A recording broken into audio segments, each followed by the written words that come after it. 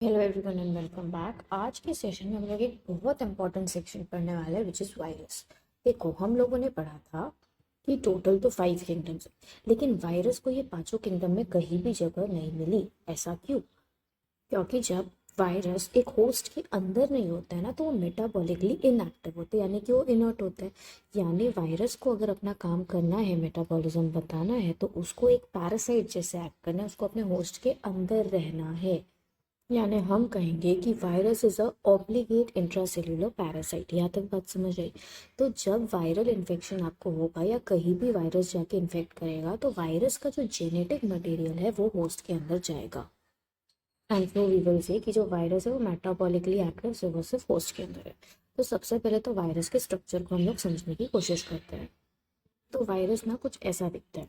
इसके पास ना सिर्फ दो चीज़ है। सबसे पहले तो इसके पास क्या है, प्रोटीन कोट है, ठीक है।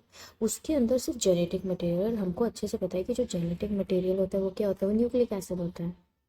यानी वायरस के पास देखो सिर्फ दो चीज़ है, एक प्रोटीन है, एक न्यूक्लिक एसिड है। इसलिए हम वायरस को कहेंगे that it is nucleo protein in nature. समझ आ रहा है? स्ट्रक्चर समझ आ रहा है? अब यहाँ पे अच्छे से ध्यान दो।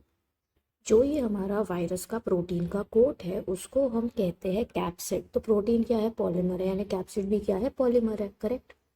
तो जो हमारे यहाँ पे मोनोमर्स है उसको बोलते हैं कैप्सोमियर। यानी बहुत सारे कैप्सोमियर्स क्या करेंगे, कंबाइन करके कैप्सिड बनाने वाले हैं, ठीक है। तो प्रोटीन कोड बेसिकली क्या है, कैप्सोमियर का बना हुआ है।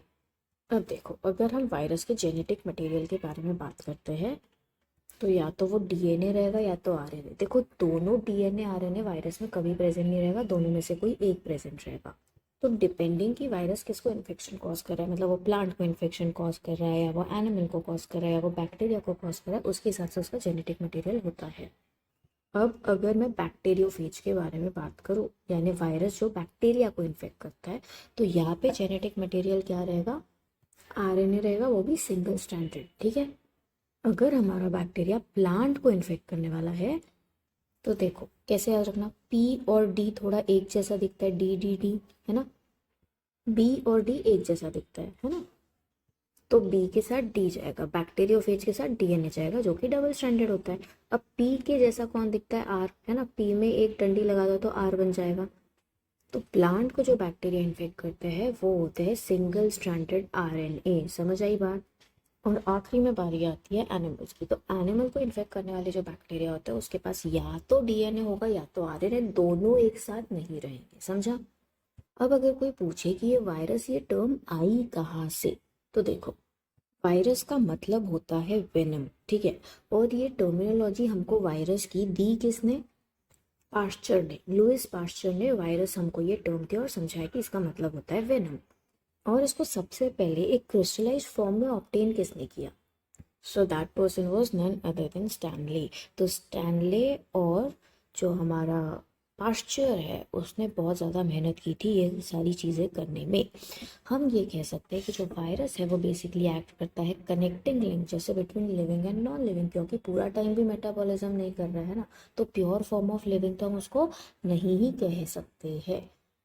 और एक बहुत इंपॉर्टेंट चीज़, there was a person who was called as बेजनिक। अब इसने क्या किया था, इसने सबसे पहले ऑब्जर्व किया था कि हाँ यहाँ पे वायरल इन्फेक्शन हुआ है।